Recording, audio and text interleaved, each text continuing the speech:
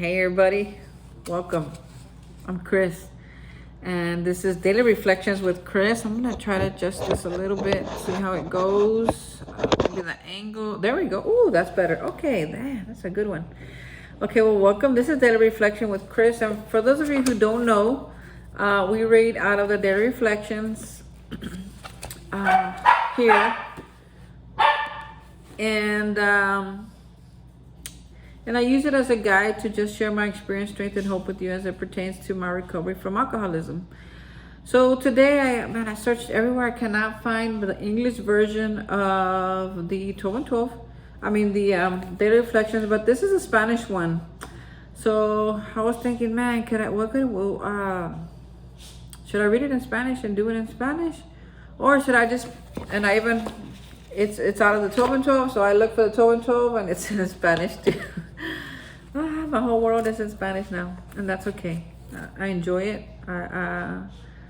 It's not something that I ever saw myself doing. It was a journey that, I didn't get pushed into it. I kind of got asked, and then after the asking, well, that's it. I feel like sometimes I take a task and I take it to the extreme because I have a creative mind, and and a soul that wants to do right for Alcoholics Anonymous. I'm in recovery because of the life that it's given me. So what I decided is for today only, I'm gonna read out of As Bill Sees It, which is Bill is the co-founder of Alcoholics Anonymous, him and Dr. Bob.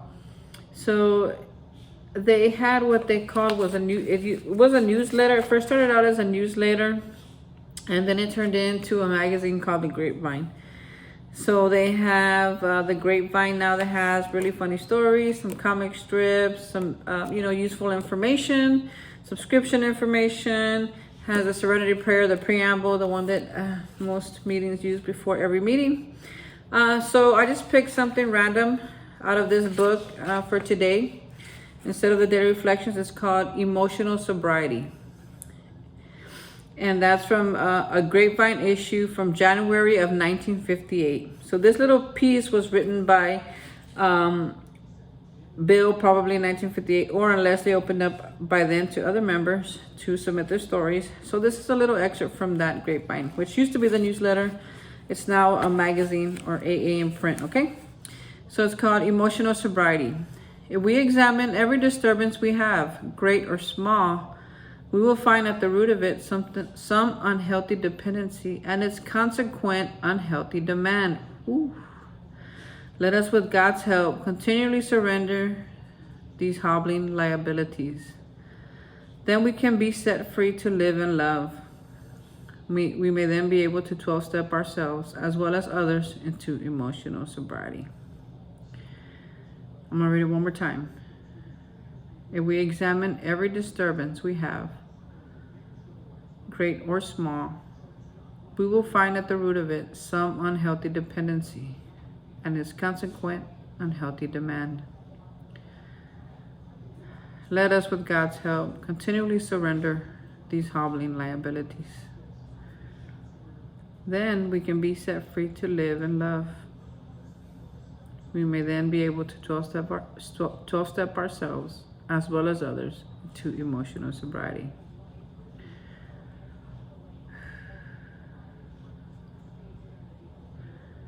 Wow, that's I didn't want it to be deep. I wanted it to be short and sweet, so it wouldn't be long.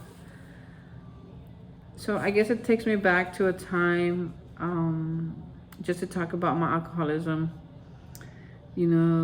For myself, I was irritable, restless, and discontent. You'll hear a lot of people in recovery share the same thing, but I'm gonna say, as it pertains to me, that I was irritable, restless, and discontent until I could have my next drink or my next fix, whatever that may be. It could be alcohol, it could be drugs, it could be people, it could be money, it could be fortune, it could be fame, it could be even an unhealthy dependence of being good at something, and to hear somebody say, man, that was awesome, Chris, man, you did a great job, you're such a good worker, oh man, I live for that, man, that just, like, somebody says that, it's like you set fire under me, man, with compliments. And I'm learning slowly that that's ego driven. That's my ego needing to be fed. So before I came into recovery, it was about just getting that drink, because to me that drink used to numb me from all the other feelings that I had that were getting unsatisfied. My demands were getting unsatisfied, my needs, and so many other things that I was searching for in life that I could never really get a hold of, right? So the alcohol, I didn't use it like normal people. I mean, I don't know how you use alcohol normally, right? But I needed it to do something for me, or because, excuse me.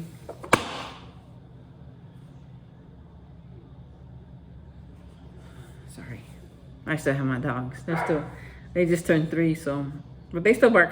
They'll probably bark forever.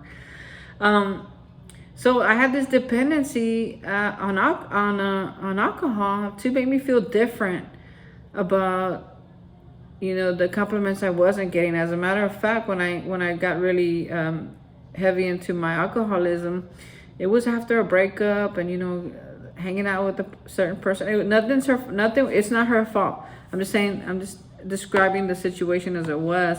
Coming from a really hard breakup and having a really hard time to making some money, and having people be like, "Oh my God, you're cute. Oh my God, I want to date you," because I wasn't on the dating scene. All I had was long-term relationships, so I never really dated. And when I did, man, it was like a whole different experience. But it really inflated my ego a lot, like so much. And that unhealthy dependence to that stuff, man, I think for me that's what it's talking about today.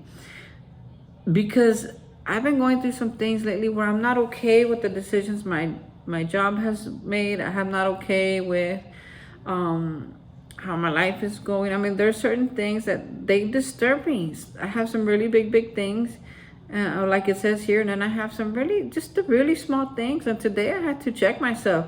I really had to check myself and be like, Chris, why does that make you mad? Can you do it different? Can you be different today? Because you were like this at your previous job and it didn't work. So how are you gonna be different? What are you gonna think about? What are you gonna look? What are you gonna learn from this, right? And I had to really ask myself, is it a big deal? Why are you worried about it? And instead of being like, I told myself, get your emotions out of it. You're gonna have a conversation with your boss, but get your emotions out of it. Anyway, my feelings, my hurt feelings, right? My anger, like my self-righteousness, all that had to get out of my system before I could go and have a conversation with my boss. And this could be anything, right? It could be a coworker I don't agree with, something I saw something that I need clarification on. But before I'd be like, oh my God, I saw this and blah, blah, blah, blah, blah, blah. And today I get to do it differently. And I simply just asked my boss, help me to understand this person's position. And she says, what do you mean? And I said, well, I want to know the job description. And she went on to tell me what that person's job description was. And I was like, oh, okay. And she says, why do you ask? And I says, just I did say in the beginning, you could tell me it's none of my business if it's none of my business, right? Because it might not be none of my business. Actually, it's not none of my business. My business is me. This right here is my business, right? But say it was my business. Say I'm in a management position, right?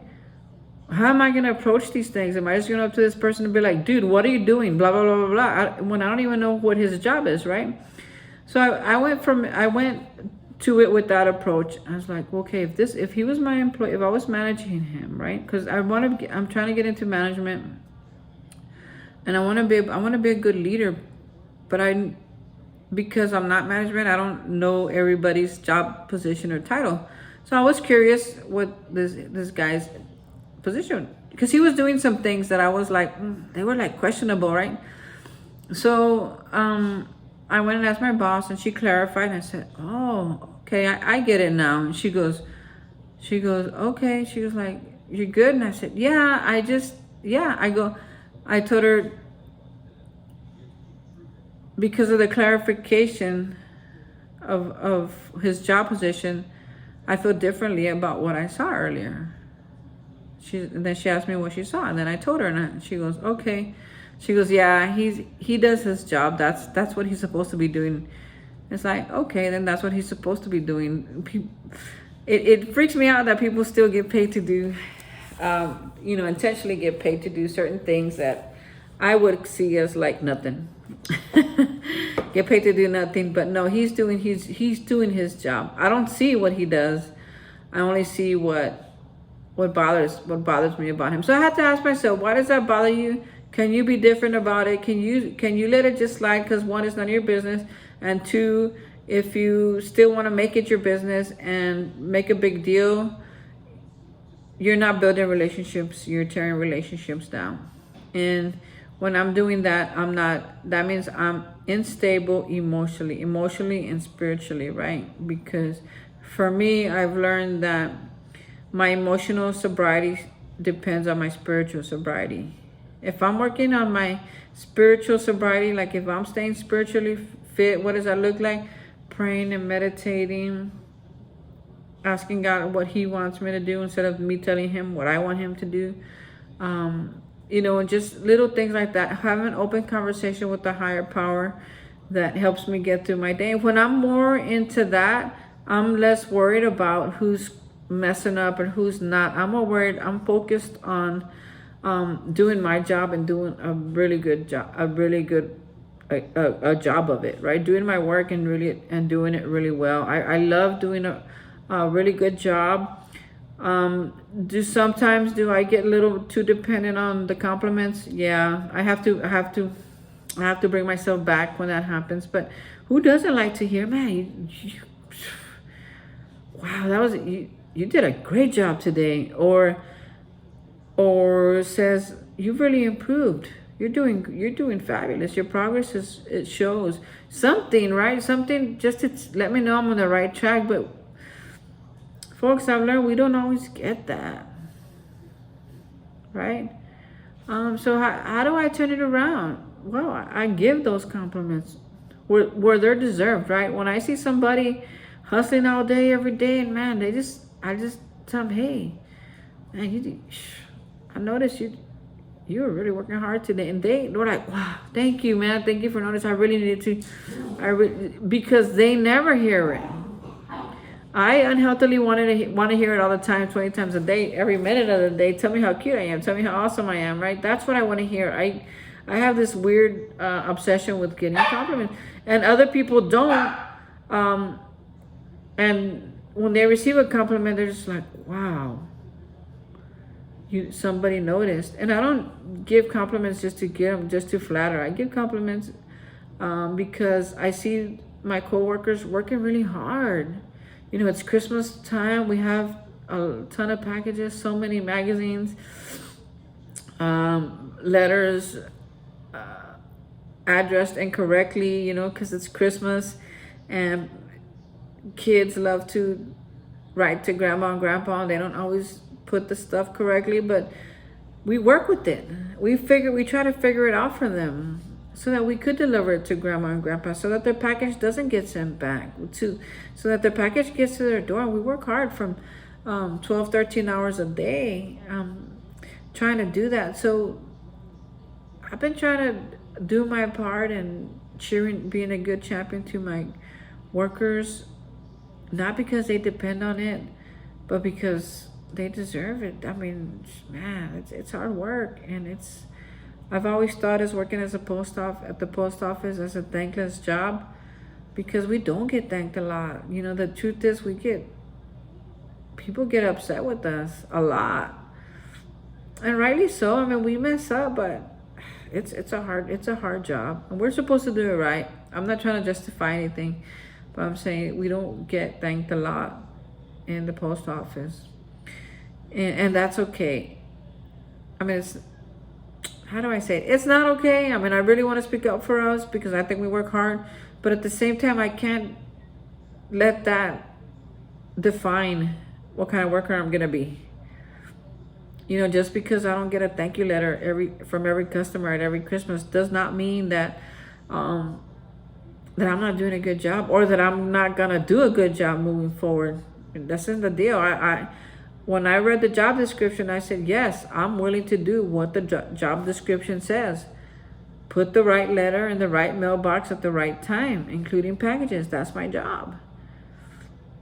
So that's what I do. And you know, for a minute I was getting disturbed over the smallest things, and I had to be checked. I had to be reminded who's in control, who's running the show, and who he says I am. My other job said some things to me. I don't even want to repeat what they said to me. But those words, they made me feel very inadequate. They made me feel unappreciated. They made me feel overlooked. Right? Those are the things, the emotions that brought up. And I wanted to quit, but I said, no, Chris, you don't want to quit. You want a promotion. But you didn't get it. They didn't give it to you. Why don't you just take a step back if that's what you need, but don't quit. You have to work on whatever's messing around with you. Whatever's messing with you, you have to work on it. Whatever button they're pushing, you have to work on it. Why? Because they're not here. They're not here right now. They're not in my life. Only me has this life. Folks, if you're out there running your life depending on what other people think about you, man, please, I hope you shake it off someday. Because guess what? At the end, when you're in your bed and you're dying and the last few seconds of your life are passing you by, what are you going to think about? Who are you going to think about? You going to think about you? Or are you going to think about your coworkers, how they live their life? Or are you going to think about your boss, how she lives her life? I don't want to do that. I want to think about that because they ain't going to think about me. And that's okay. I don't want them to. I want to think about my life when I'm dying. I want to be like, oh man, God, I did it. I lived my life the way that I wanted to. Happy, joyous, and free, loving on others, caring about others, helping when I can, standing up for myself, living life to the fullest. And it's not perfect. I'm not perfect. I'm not a holy roller. It's not like that. But I do want a certain kind of lifestyle for me. Right? And when I focus on that, I don't focus on other stuff. And I'll end with this to keep it short. And this is what it's talking about in the second piece of this reading. Then when I'm in alignment, when I'm in tune with my higher power and what he wants and not with why not, then I am set free to live and love. I am set free to live as my life as I want to live it, not as other people think I should live it, because they think I'm inadequate. And love, that I could turn around and be like, man,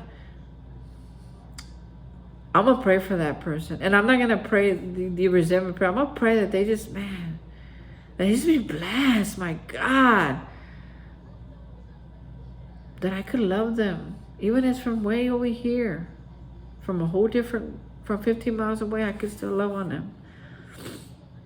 I may then be able to 12-step myself as well as other into emotional sobriety. What does that mean? That means that I could talk myself. I could check myself. I have the tools already. I can do my little inventory, my spot check and think, okay, what happened? What did I do? Where's my part? Where do I need to apologize? What do I need to do differently? What do I need to work on or pray about? You know, those little things, those are the questions I ask myself when I find myself being angry, disturbed a lot, right? So that's how I 12-step myself. And how do I 12-step others into emotional sobriety? Well, when they come up to me and be like, Chris, man, I've been in a bad mood all day. That I could talk with them, not giving them advice, not telling them what to do. I mean, if they want some of my input, then I will. But just listening to them, relating with them, being empathetic to them, that's enough. That's how I 12-step somebody else into emotional sobriety. And if possibly, if I can, I will remind them who's in charge. Why? Because for me, that's the key. It says, like the big book says, a lack of power was my dilemma. I had to find a power greater than myself, a power that could solve all my problems. And then it says that no human being could have relieved my alcoholism. What does that mean? That means that at some point I have to ask for help from a higher power, who I choose to call God. You may call it God too. And if you don't, that's all right. I need to be in tune, me personally, to live my life the way I want it to. I have to be in tune to my higher power. Because living my life just on whatever I think I know or whatever I think I want, man, it's not a good life. I've tried it many times. I tried it again last week. Man, I fell on my face. That's why I'm swollen. Just kidding. I'm swollen because I eat a lot of sugar. But I need to cut down on that too. I just wanted to share that fact with y'all. But it's not about sugar. It's about recovering from a hopeless state of mind, body, and soul. That's what it is. It starts with not picking up a drink. But the further you go, the deeper you get into the literature, or any literature, whatever it may be for you guys, you'll find yourself, who you really are. You'll find your wants, your desires, your wants and your don't want. And you'll find freedom. You'll find a happiness. You'll find a life that you never wish, you never thought, you could never imagine it just with your own little bitty tiny head. Why do I know? Chris, what do you know? You think you know everything? No, I know what I've been through. That's what I know. And that's what I share with you. Is that it's to this literature, it's to this program, it's to those who have gone and helped me, it's to those who had those hard conversations, who told me that I had to believe in something, that I needed to believe in something to get better. Not even taking into consideration that I might just walk out and never leave. They never thought about that. They just did what they had to do and talked to me in a way that I could understand. And at first, it was a little aggressive, and now I don't like it that aggressive. A little softer, a little soft-spoken is my favorite. But you know, this program has helped me to just have a really good life, and when I'm not, I can choose to change it. I can choose to use these tools. I can choose to get on my YouTube channel. I can choose to talk to a friend. I can choose to write it down. I can choose to go to a meeting. I can choose to go feed myself. I can choose to do many, many, many, many, many things that I never had the choice of choosing before. Really grateful to be here with you guys. I hope I helped somebody. If I didn't, that's all right. Share it with your friends. Maybe you don't need this. Maybe you know somebody who needs this right now. Share it with your friends. Subscribe to my YouTube channel. Going for 1,000. I still got 5. That's all right. I'll take them. I love my 5 fans. Thank you so much. Hopefully you enjoyed this video, and I'll see you soon. Oh, and by the way, today is December the 1st of 2022. I just wanted to say that because I didn't have my daily reflections to tell you the date. Today is December the 1st of 2022. Thank you. Bye-bye.